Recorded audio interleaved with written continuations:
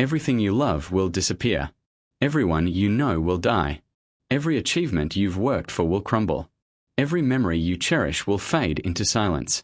And yet, knowing this, you still wake up each morning carrying the weight of 1,000 worries, as if they were permanent, as if they mattered forever.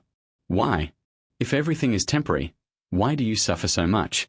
Within the next few minutes, you will understand why impermanence causes suffering, and more importantly, how to transform that very impermanence into the deepest source of freedom and peace you have ever known. This is not about accepting loss. This is about seeing reality clearly enough that suffering loses its grip on you entirely. The ancient Stoics understood something that most people spend their entire lives avoiding, that our suffering does not come from the temporary nature of things, but from our refusal to accept it.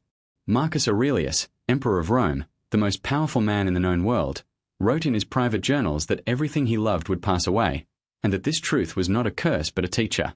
He had armies, palaces, wealth beyond measure, yet he chose to meditate daily on the fragility of it all.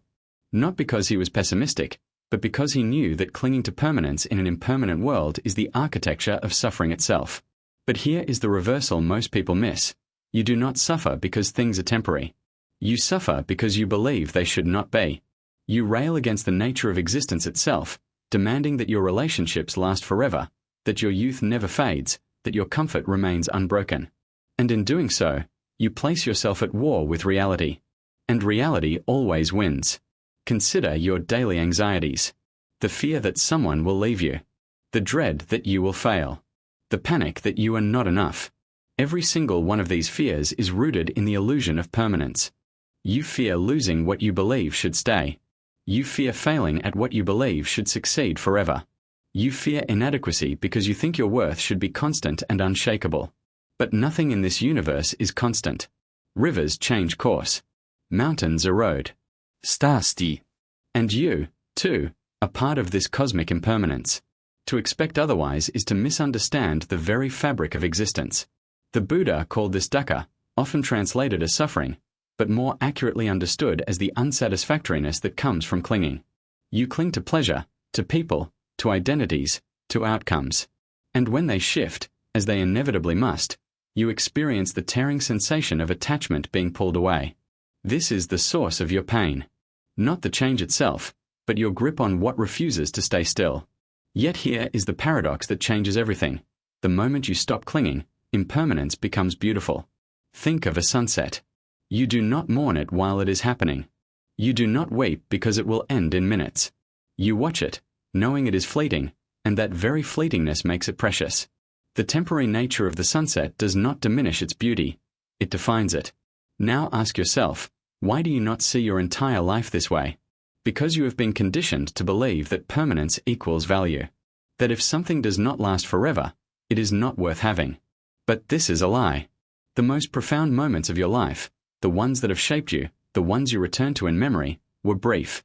A conversation that changed your perspective. A moment of laughter with someone you love. A realization that struck you like lightning. None of these lasted. And yet they are carved into who you are. Epictetus, born a slave, taught that we suffer not from events themselves, but from our judgments about them. He said, "It is not things that disturb us, but our interpretation of their significance." When you lose something, you do not suffer from the loss. You suffer from the story you tell yourself about what that loss means. That you are unworthy. That life is cruel. That happiness was taken from you. But these are interpretations, not truths. And you have the power to interpret differently. Imagine you are holding sand in your hand. If you squeeze it tightly, trying to keep every grain, it slips through your fingers. But if you hold your hand open, gently, the sand rests there as long as it will. This is how you must hold everything in life. Not with desperation, but with presence. Not with fear of losing, but with gratitude for having, even if only for now. Modern life amplifies this suffering because it constantly sells you the illusion of permanence. Buy this product, and you will always feel confident. Achieve this status, and you will always be respected. Find this relationship, and you will never be alone. Every advertisement, every cultural narrative, every social expectation whispers the same lie, that you can build a life immune to change. And so you chase after security, control, predictability, spending your energy trying to freeze time, only to find that time obeys no one. The Stoics called this living in accordance with nature. Not nature as in trees and rivers, but nature as in the fundamental reality of how things are. And how things are is simple. They arise, they exist for a time, and they pass away. You cannot stop this. You cannot negotiate with it.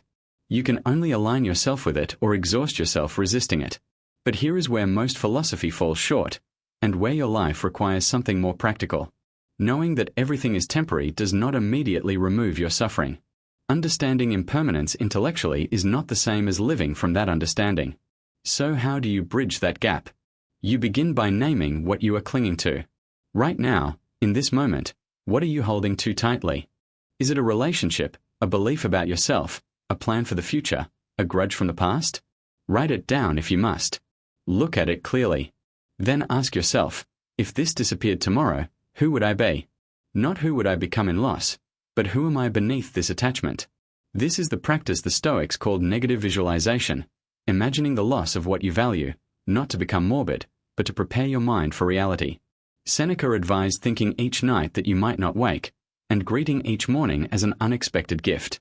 Not because life is meaningless, but because when you see it as borrowed time, you stop wasting it on resentment and fear. And now, before we go deeper, if this way of seeing has stirred something in you, if you sense that this perspective could change how you move through the world, consider subscribing to this channel. Leave a comment below sharing one thing you have been holding too tightly. Not for me, but for yourself. Sometimes naming it aloud is the first step to releasing it. And join a community of people learning to live with open hands. The deepest teaching of impermanence is not that you should care less. It is that you should care more deeply, but differently. When you know that your time with someone is limited, you listen more carefully. When you know that your health will not last forever, you honor your body today. When you know that this version of yourself will change, you stop clinging to outdated identities and allow growth. Impermanence does not diminish love. It intensifies it.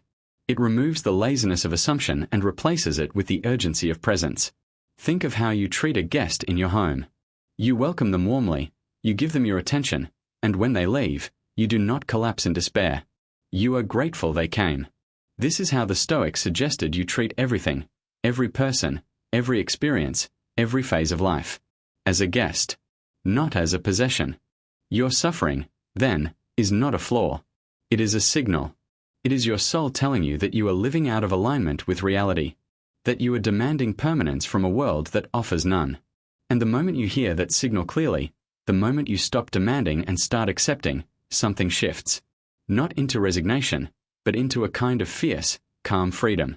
Freedom is not the absence of loss. Freedom is the presence of mind that remains unshaken by it. And this is where most people misunderstand what it means to accept impermanence. They think acceptance means giving up, becoming passive, letting life wash over you without resistance. But that is not acceptance. That is defeat. True acceptance is active. It is choosing to engage fully with life precisely because it is temporary. It is fighting for what matters, loving deeply, creating boldly, not despite impermanence, but because of it. Marcus Aurelius knew he would die. He knew his empire would fall. He knew his name would eventually be forgotten, even though history remembered him. And yet he worked each day with discipline, ruling justly, writing his thoughts, not because it would last, but because it was right in the moment. This is the warrior's relationship with impermanence. You do not retreat from life. You enter it completely, knowing nothing is guaranteed, and you act anyway. But this requires confronting the deepest fear that impermanence stirs in you, the fear that if nothing lasts, then nothing matters. That your life is ultimately meaningless. That every effort, every relationship, every moment of joy is just noise before silence. This is the existential vertigo that stops people from accepting impermanence.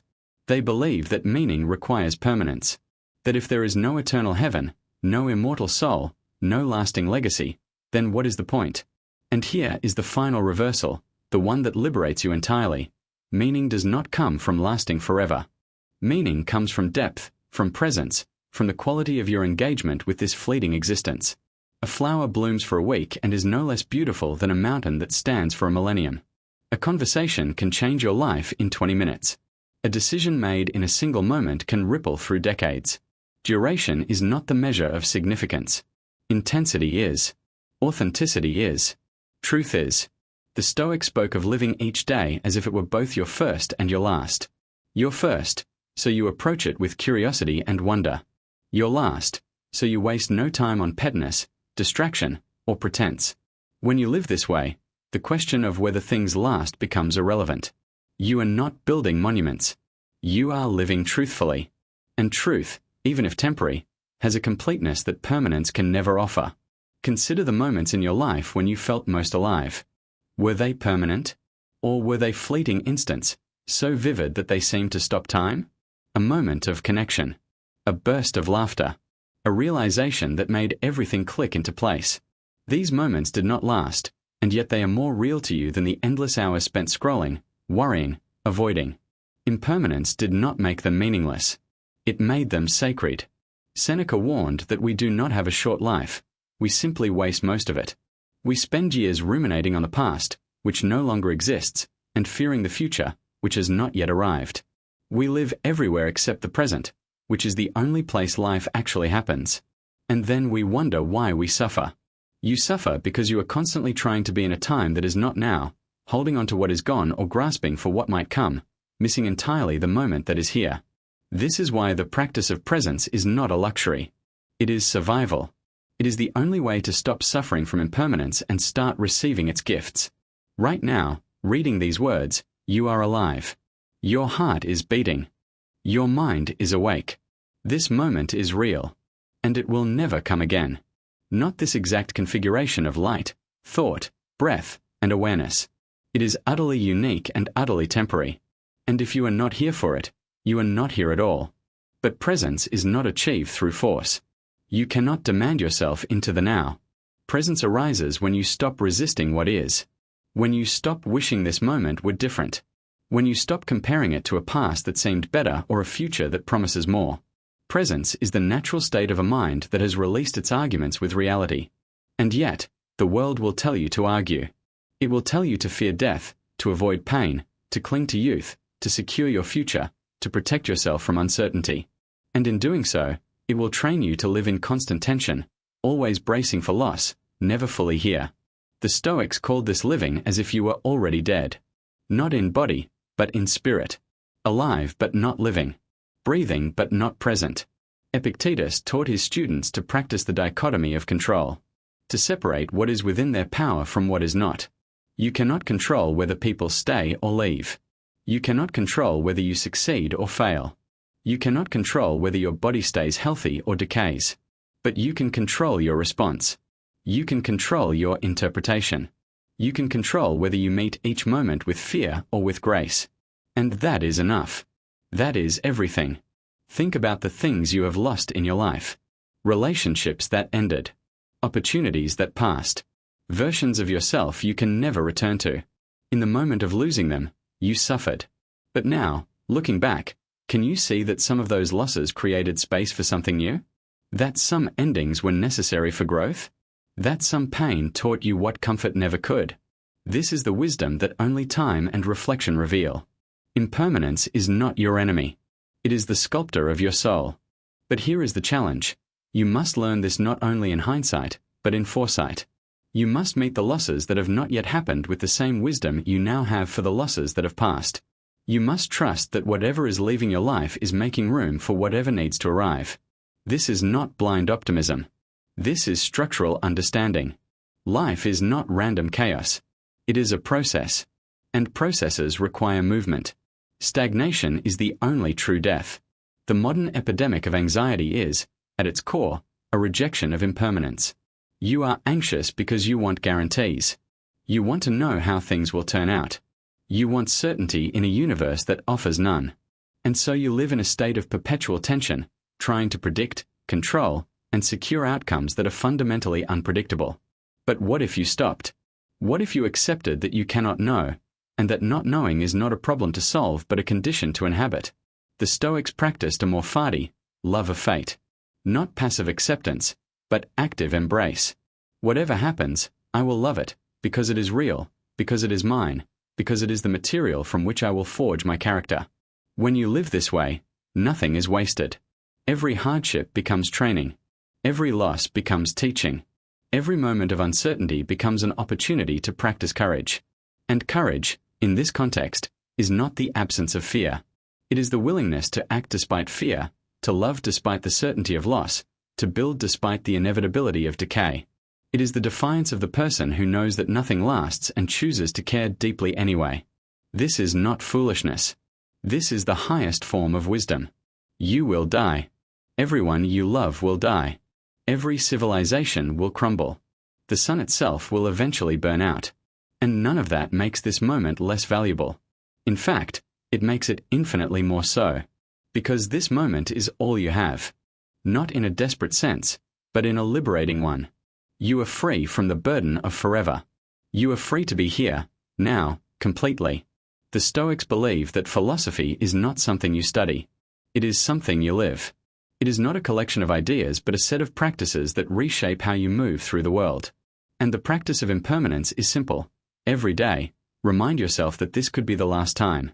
The last time you see this person. The last time you feel the sun on your skin. The last time you have the chance to speak truthfully or act bravely. Not to make yourself afraid, but to make yourself awake. When you live this way, gratitude becomes automatic. You do not need to force it. It arises naturally from the recognition that nothing is owed to you, that every moment is grace. And when gratitude becomes your baseline, suffering loses its foothold. You cannot simultaneously be grateful and resentful. You cannot be present and anxious. You cannot accept impermanence and suffer from it. So here is what you do, not tomorrow, but now. You look at your life and you ask, where am I clinging? Where am I demanding permanence? Where am I suffering because I refuse to let go? And then, gently, without violence, you open your hand. You release. Not the people or the dreams or the love, but the demand that they last forever. You let them be what they are, temporary miracles, brief flashes of light in an infinite darkness. And you let that be enough. Because it is enough. It always was. You have been searching for permanence in a world that never promised it, mistaking your suffering for depth, your clinging for love, your fear for wisdom. But suffering is not depth. Presence is. Clinging is not love. Release is. Fear is not wisdom. Acceptance is. Everything is temporary. And that is not the problem. That is the answer. That is the key that unlocks the prison you have been building around yourself your entire life. You do not need to escape impermanence. You need to embrace it. You need to see it not as the thief of joy but as the condition of joy. Because without endings, there are no beginnings. Without loss, there is no finding. Without death, there is no life. The Stoics did not live without suffering. They lived through it, transformed by it, shaped by it into something stronger and wiser and more fully human. And they left behind a simple instruction, one that echoes across centuries and will echo long after you and I are gone. Live in accordance with nature. Accept what is. Love what comes. And when it leaves, let it go. You will lose everything. And that is the most freeing truth you will ever know.